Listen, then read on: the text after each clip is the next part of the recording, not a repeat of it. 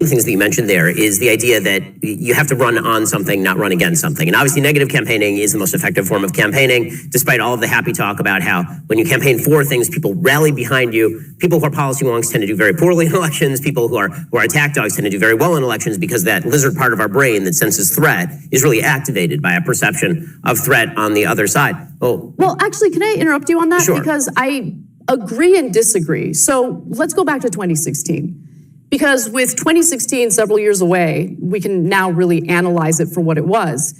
Donald Trump's campaigning certainly had a significant negative component to it. Negative campaigning was part of what he did. But he also offered, or at least paid lip service to, something that Americans were concerned about, which was bringing manufacturing jobs back to the United States, really taking care of workers in our country, maybe reconsidering some of the foreign aid that the federal government shells out. That appealed to his base, so much so that even today they're so loyal to him, regardless of what he does.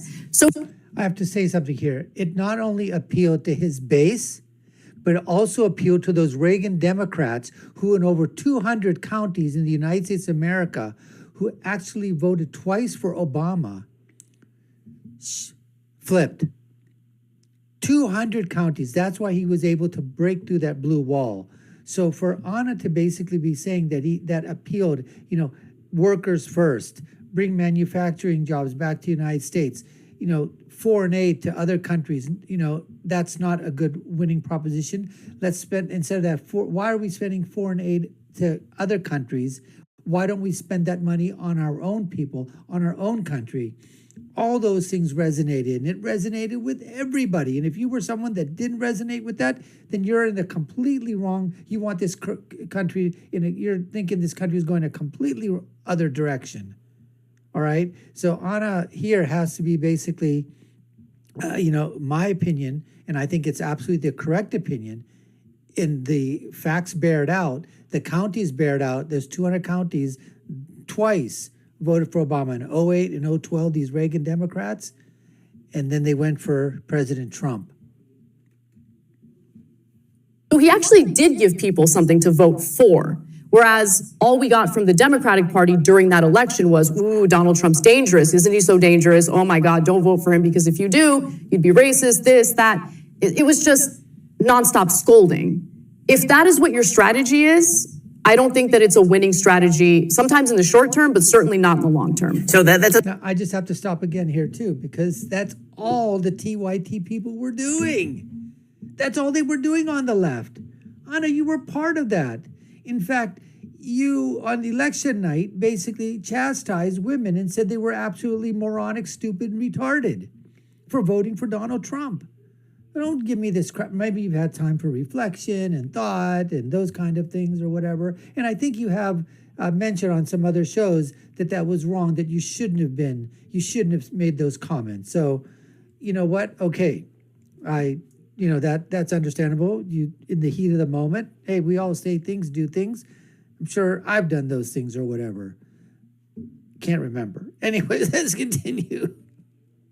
Does raise the question as to what you think the Democratic Party should run on. Right. So the Democratic Party has radically shifted its appeal over the course of the last 15 to 20 years. If you go back to 2004, it was John Edwards running on sort of the Two Americas platform, which sounds a lot like sort of the language that Bernie Sanders uses when he talks about the United States, right? A lot of what he talks about is this sort of class divisions in the United States. It's very much focused on economic redistributionism, focusing on the blue-collar worker. This is obviously the audience that he's attempting to drive out to the polls. Meanwhile, the Democratic Party, if you look at it demographically, seems to have become the party largely of upscale white liberals who went to college and low-income minorities.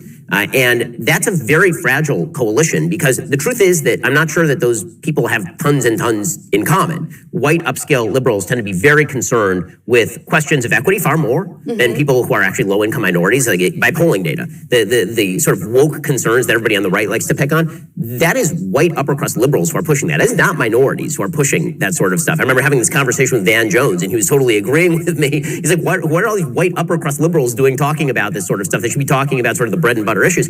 And so you have the white upper-crust liberals pushing that, plus a solid dose of kind of very social leftist policy ranging from abortion to transgenderism to same-sex marriage and those sorts of policies that are not the chief concern of low-income minorities. And it seems like the way that they're getting low-income minorities to sort of resonate to the message is with the threat assessment of the Republican Party. The Republican Party is racist, they don't like you, they hate you, Donald Trump's evil, and all the rest of that. It seems like they dodged the bullet in 2022, but that's a very fragile coalition. Well, I see this as a problem, honestly, on both sides, campaigning on both sides. I think that increasingly you have both parties completely captured by campaign donations from wealthy donors, corporate donations. I think that's been a problem.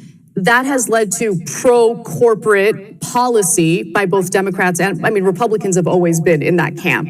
But now Democrats have been so captured with that money. And then the other thing is, Ben, it's a huge problem that we have members of Congress invested in individual stocks that they are legislating about or legislating on. Because, first of all, there's an insider trading issue there, number one, conflict of interest. And also, they're going to want their stock portfolios to perform well. So are they going to pass the right legislation to protect the consumer, to protect the worker, to protect the average American when they are literally invested in ensuring that those companies do real well because they profit off of that as well? So that is a huge problem. And so what you have now is both sides, in my opinion, campaigning on a bunch of BS, okay? Not actually focusing on what would improve this country for Americans, what would improve this country for the voters. It's just nonstop distractions. Look, this is what we're seeing right now with the investigations in the House, right? The first thing Republicans said was, we're going to do investigations into Hunter Biden. We're going to investigate this. Fine, do the investigations. I don't really care, right? I'm not some loyalist to the Bidens at all, by any means.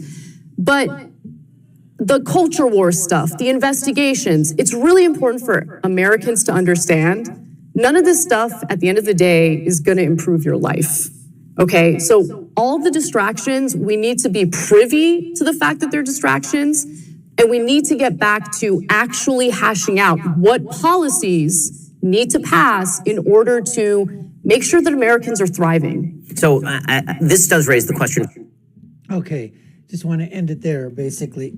Several things. Let's go back to what Ben was talking about, that what's happening in terms of where the elitists in the Democratic Party have gone to. The white elitists, basically, the liberals, what they call social justice warriors, right? The ones that basically want a virtue signal that, as long as you feel about something and you basically, wrap your hands around, them or it or that entity, whatever that is, and you basically, empathize with them.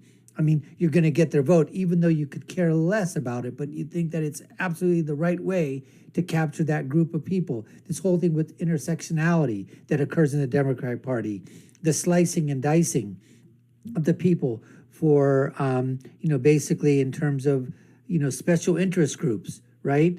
Black, brown, Hispanic, Latino, gay, lesbian, transgender, minorities, women, you name it, right? You lump those in and you sort of build a coalition around that. They thought they could do that, leave everybody else alone. Predominantly that only leaves alone, the white people or, Caucasians or whatever, and build that thing they thought they could do in 2016. They were wrong. Now, going to Anna's point, I totally agree with what Anna was talking about in terms of where she's saying that the politicians that we elect on both sides, many of them, once they get our money, once they get our vote, they go to Washington, D.C., they're just sort of, captured, taken over, obviously by re-election. By re-election means they've got to get, corporate money. They've got to get money to, win again, incumbency, and then just breeds incumbency, obviously. And then these people, like she talked about, where, in terms of you're voting on policies, voting on laws that you're investing in those companies that may have a direct gain from being in part of that policy, or perhaps insider trading. You're working on policy. You're working on laws that are going to be profitable or going to make certain companies profitable and other companies not. and you're investing in that insider trading. We don't have access to that, so I totally agree with Ana on that in terms of that needs to completely stop. Absolutely, it has to. So all of these things factored in. I think, again, they got their points across in terms of what they're trying to do. They basically said that there were times when they had to rethink some of their positions and maybe, tweak them a little bit. But I think I think we're really getting an essence here, Ben, through his questioning of, Ana, in terms of, where she stands on some of these and where there might be some areas of agreement for us, and obviously where those areas of disagreement are. And, maybe we can try to, work on the agreement where we agree on, and where we disagree on, we agree to disagree. Anyways, folks, we appreciate you taking time to watch. This was part 2 of our series of the Daily Wire debates between Ana Kasparian and Ben Shapiro, a reaction video to it, part 2. Thanks for watching. You've been watching the Dr. Nasser Sheikh Show, and I've been your guest host for today. My name is Dr. Nasser. If you haven't done so already, subscribe to the channel, hit that notification bell, like, share, and follow us. Put your comments down below. We really would like to know what you thought. And I'll leave you with my final thought, which is, when you're right, you're right. And when you're left, you're wrong. We'll see you again next time, folks. Take care and stay safe.